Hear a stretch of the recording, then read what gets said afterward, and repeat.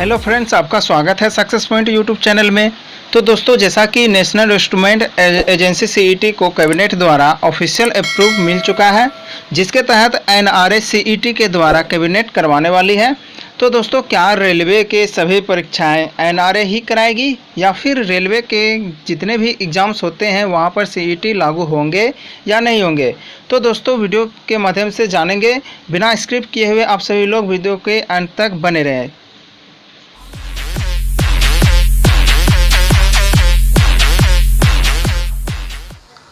नौकरी के लिए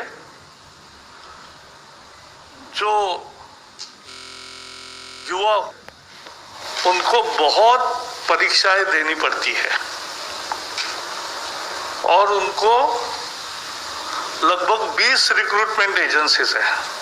तो कोई 4-5 में अगर परीक्षाएं देता है तो उतनी परीक्षा उतनी जगह जाना, ये सब समाप्त करने के लिए एक ऐतिहासिक फैसले में नेशनल रिक्रूटमेंट एजेंसी,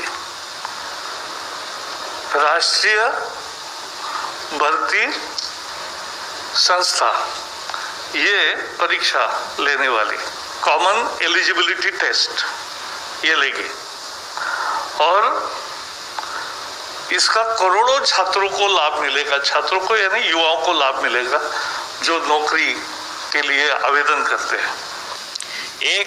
करीबन 1,25,000 वैकेंसीज हर साल सेंट्रल गवर्नमेंट में group B and group C में अराइज करते हैं, जिसमें 2.5 से 3 करोड़ लोग इसको लेते हैं। ये बस 3 ऑर्गेनाइजेशंस की बात कर रहा हूँ। रेलवे में रेलवे रिक्रूटमेंट बोर्ड है, बैंक्स के लिए IBPS है और बाकी सरकारी कामों के लिए SSC है। इन तीनों ऑर्गेनाइजेशंस में अगर आंकड़े लिए जाए तो ऑलमोस्ट 2.5 से 3 करोड़ लोग बारी बारी से हर एग्ज़ाम को देते जाते हैं। मतलब पहले मैंने RRB दे दिया, उसके बाद SSC भी दे दिया, उसके बाद IBPS भी दे दिया। मैं पूरे साल में मैं एग्जामिनेशन ही देता रहता हूँ जब तक मेरे को काम मिल नहीं जाता है। तो अब एटलीस्ट एक लेवल इसमें कम हो जाएगा। Next please. जो कॉमन एलिजिबिलिटी टेस्ट, एक ही टेस्ट इन तीनों ऑर्गेनाइजेशंस, एंड जो भी ऑर्गेनाइजेशन ये स्कोर लेके उसमें भर्ती करना चाहती है तो वो इस कॉमन एलिजिबिलिटी एग्जाम के बेसिस पे जो स्कोर्स मिलेंगे उनको लेके अगले लेवल एग्जामिनेशन के लिए वो एक्सेप्ट करेंगे। तो ये नेशनल रिक्रूटमेंट एजेंसी एक सोसाइटी होगी, autonomous society under societies act. तो इसमें तीनों एजेंसीज के रिप्रेजेंटेटिव्स होंगे, जैसे मैंने कहा SSC के, RRB के और IBPS के, तीनों के रिप्रेजेंटेटिव्स होंगे इस सोसाइटी को फॉर्म करने में, गवर्निंग बॉडीज में।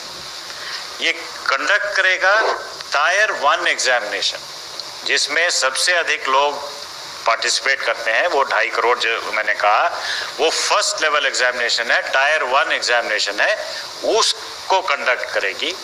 ये फुल्ली ऑनलाइन एग्जाम होगा, कंप्यूटर बेस्ड एग्जाम होगा और उसके स्कोर्स जो हैं वो इमीडिएटली कैंडिडेट को मिल जाएगा, जिसके बेसिस पे वो किसी भी एजेंसी में अपना, या SSC हो या RRB हो या IBPS हो, उस स्कोर के आधार पे वो अप्लाई करके, अब 3 ही एजेंसीज को पहले लिया है हमने, लेकिन in due course of time जैसे जैसे ये स्टेबलाइज होता जाएगा तो सारे रिक्रूटमेंट एजेंसीज में इस स्कोर को एक्सेप्टेंस देने की, इसको एक्सपैंड करने की भी हम सोच रहे हैं। तो इसमें फ़ायदा ये होगा कि स्टैंडर्ड करिकुलम होगा, एक ही करिकुलम होगा, एक पाठ्यक्रम के अनुसार एकता है हर ज़िले में। ये बहुत ही महत्वपूर्ण पॉइंट है कि हर ज़िले में एग्जामिनेशन सेंटर्स एटलीस्ट एक, और जहाँ कैंडिडेट्स ज़्यादा हैं तो मोर देन एक, सेवरल सेंटर्स खोले जाएंगे, सो दैट ये जो अर्बन बायस है, जो दूर दराज इलाके में जो सेंटर्स नहीं है, अब हर ज़िले में ये सेंटर खोले जाएंगे तो this will be a big boon for women, for the poor and the rural candidates. There will be a standard degree of difficulty. So nobody can say that exam was easy, this exam was difficult. There will be standard degree of difficulty. And another important thing is ये multiple languages में होंगे. The initial attempt is to make it in at least 12 languages, 12 Indian languages, so that people from different parts of the country, they can take part in the examination and increase the representation in the central government jobs. Next please. The common eligibility test, as I mentioned, was a first level test to shortlist the candidates. The scores will be valid for 3 years. Means same scores you can use for 3 years, and you also have an opportunity to improve your score by giving the examination again. And the best score in all your attempts will be taken for the purposes of the recruitment. Next please. So in short, when I give you the picture, it is a common registration portal जहाँ पे एक ही registration portal पे candidate को register करना होगा. Question bank with same degree of difficulty, एक question bank होगा जिसमें से central server बहुत secure manner में रखा जाएगा. वो टेस्ट सेंटर में सिक्योरिटी के साथ जाएगा with all the protocols which are required, the technological firewalls etc. उसमें होंगे और फाइनली वो स्कोर्स जनरेट हो जाएंगे जो 3 साल के लिए उनको वैलिड होगा. सर मेरा सवाल जितेंद्र सर से है. सर एक बात बताएं कि इसमें उम्र को लेके आपने कहा कि एज बार वो किस तरीके से होगा. मान लीजिए रेलवे में उम्र की कोई सीमा है, बैंक में कुछ सीमा है, एसएससी की कुछ सीमा है, तो क्या इसमें कोई कॉमन उम्र की सीमा होगी या फिर ऐसा? नहीं, देखिए प्रीलिमिनरी टेस्ट में जिस प्रकार की सीमाएं पहले से निर्धारित है वही रहेंगी यहाँ पर भी, और बाई एंड लार्ज अलग सीमाएं नहीं है. मतलब कॉमन जो सर्विस रूल्स में जो एज लिमिट है वो उसी तरह से रहेगी. भले अब जैसे शेड्यूल कास्ट कैटेगरी के लिए दिव्यांगों के लिए अलग है, तो that rules remains as it is, that has not been touched. This is only to bring in ease of selection by overcoming one stage, first stage, और बाकी किसी चीज को नहीं छेड़ा गया. 52. मेरा सवाल जितेंद्र सर से है. सर जिस तरह से एलटीए बना था आज से 2-3 साल पहले, तब जो है स्टूडेंट्स को टेक्नोलॉजी से अप्राइज करने के लिए उन्हें मॉक टेस्ट भी देने की इजाज़त दी गई थी, और ताकि वो कंप्यूटर वगैरह से फेमिलियर हो जाए.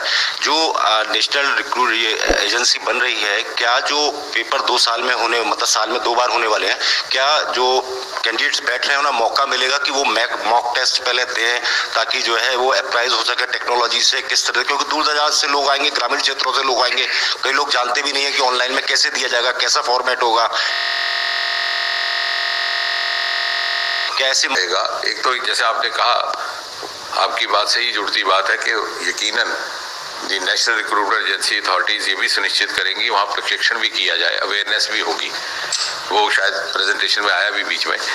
और साथ ही साथ जो लोग दूर दराज, जैसे आपने कहा, who had no access at all, वो ऐसे लोग हैं जो पहुंच ही नहीं पाते थे सेंटर तक, वो कम से कम अब इस स्थिति में होंगे, सेंटर में पहुंचेंगे और वहां उनका प्रशिक्षण होगा. So this is a huge breakthrough for them.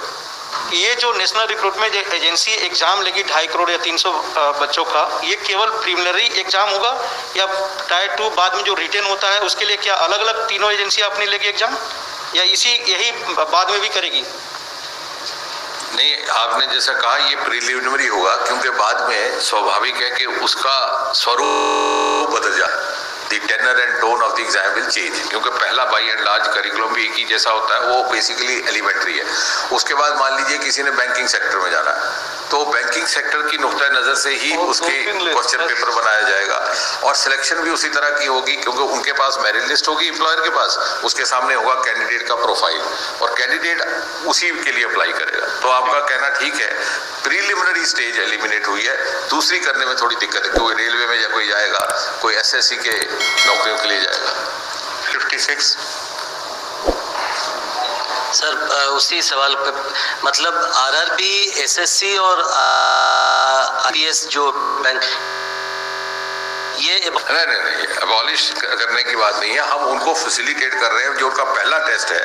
और ये अभी चूंकि नया प्रयोग है और नया इंटरवेंशन, नया रिफॉर्म है, तो टू बिगिन विद 3 इसमें शामिल है। आगे चल के और इसी अनुभव के आधार पर बाकी रिक्रूटमेंट एजेंसीज को भी शामिल किया जा सकता है। नहीं, जैसे अगर मैं एक कैंडिडेट हूँ, मैं फर्स्ट राउंड ये देता हूँ, मुझे जितने भी मार्क्स स्कोर में जितने आएंगे वो लेके मुझे फिर इन तीनों एजेंसी में से जो भी नौकरी जहाँ भी चाहिए वहाँ मैं जा सकता हूँ। अगर आप उस लेजिटिमेट लिस्ट में आ जाते हैं तो अब आपको जो एडवर्टाइजमेंट अगली आएगी, मान लीजिए बैंकिंग की, तो आपने उसको अप्लाई किया, उसने आपको देखा, आपने उसको देखा, दोनों की अगर अनुकूलता मिल गई तो आपको नौकरी मिल गई, हो गई for the next stage, which will of course be more specialised, क्योंकि आपके जॉब की नौयत और उसके रिक्वायरमेंट के हिसाब से। लेकिन जो उसने पहले एक टेस्ट करना था उससे आप बच गए, वो भी बच गए कंडक्ट करने से, और आपको वो दुविधा नहीं रही कि आपको जगह जगह 20 सेंटरों पे जाना पड़े या 20 जगह। और उसमें क्या होता था तो कई बार आप